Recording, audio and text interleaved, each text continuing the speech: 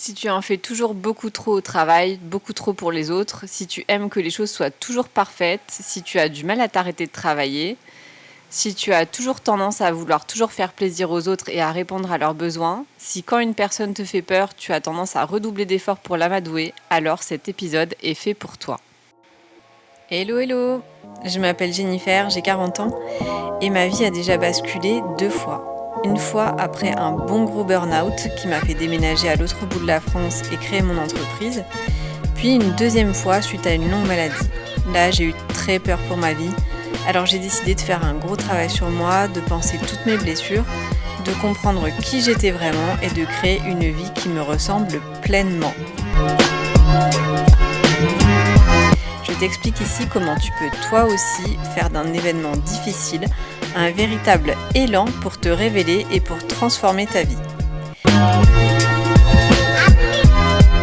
Ici, on parle développement personnel, origine émotionnelle des maladies, outils de connaissance de soi, spiritualité, astrologie, numérologie, âme, mission de vie, équilibre des chakras, blessure de l'âme, trauma enfermé dans le système nerveux, bagage karmique, bagage transgénérationnel, entre autres. Allez, installe-toi confortablement, on va commencer. Est-ce que tu savais que ton perfectionnisme et ton souhait de plaire à tout le monde viennent peut-être d'un trauma d'enfance ? Si tu en fais beaucoup trop au travail, beaucoup trop pour les autres, si tu aimes que les choses soient toujours parfaites, si tu as du mal à t'arrêter de travailler, si tu reprends constamment ton travail pour l'améliorer, si tu as tendance à vouloir toujours faire plaisir aux autres et à répondre à leurs besoins, si tu as du mal à poser tes limites, si tu as du mal à dire non, si tu as peur que les gens t'en veuillent, ou encore si quand une personne te fait peur, tu as tendance à redoubler d'efforts pour l'amadouer, puis que tu culpabilises car tu n'avais pas envie d'avoir ce comportement mais tu avais trop peur pour faire autrement, alors ça peut probablement venir d'un trauma vécu dans l'enfance. En effet, lorsqu'on est enfant, on peut vivre des traumatismes de différentes formes. Ça peut être avoir trop de responsabilités, trop tôt, manquer d'amour ou d'affection, être séparé brutalement d'un parent, y compris juste la reprise du travail soudaine de ta maman par exemple. Ça peut aussi bien sûr être victime de violences physiques, de violences morales ou d'abus de toutes sortes. Et pour répondre à ça, on adopte une réponse de survie. Les réponses de survie sont de différentes sortes. Les plus connues sont le fight or flight, c'est-à-dire se mettre en position de combat ou de rébellion devant une situation, ou alors la fuir.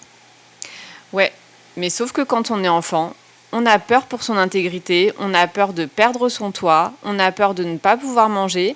Bref, on cherche la sécurité avant tout, et la sécurité, ce sont les parents ou les figures d'autorité qui peuvent l'apporter.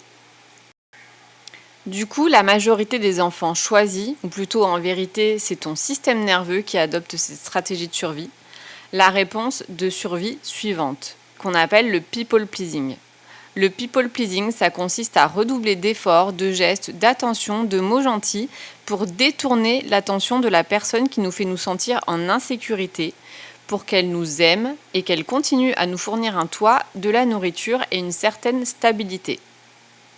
Puis, quand on est adulte, on recommence à suivre ce schéma puisque notre système nerveux a enregistré que ça nous avait permis de survivre. C'est très inconscient, mais on devient alors beaucoup trop sympa avec des gens qui nous martyrisent ou qui nous font peur. Et tout ça, c'est pour éviter le danger. On peut aussi en faire beaucoup, en faire trop, par exemple au travail, pour être sûr de ne pas se faire gronder, de ne pas se faire licencier. Et en plus, on culpabilise parce que ces personnes-là, on n'a vraiment pas envie d'être sympa avec elles. On a même plutôt envie de leur rentrer dedans. Sauf que là, c'est la peur qui prend le dessus et c'est normal. Alors vraiment, ne culpabilise pas si tu as ce genre de réaction. C'est juste ton système nerveux qui essaye de te protéger. Tu vas par contre avoir un travail à faire sur toi pour t'aimer tellement fort que tu ne laisseras plus la peur te guider et que tu refuseras qu'on te marche dessus. Car je trouve que cette phrase résume extrêmement bien les choses. Lorsqu'un parent ou bien une figure d'autorité a été maltraitant, l'enfant ne cesse pas d'aimer ses parents, il cesse de s'aimer lui. Alors aime-toi fort, vraiment tu le mérites et travaille ton système nerveux pour le ramener en sécurité. N'hésite pas à demander de l'aide pour ça ou à t'inscrire à la Bold School, la première école pour trouver et réaliser ta mission de vie. Parce que guérir tes blessures fait aussi partie de tes missions de vie, donc c'est évidemment une thématique que je vais aborder. Les inscriptions sont maintenant ouvertes. On commence le 11 janvier 2024 et je t'offre un prix canon jusqu'au 4 janvier. Alors n'hésite pas à cliquer sur le lien dans la légende pour t'inscrire ou à me contacter directement pour plus de renseignements. Bye bye!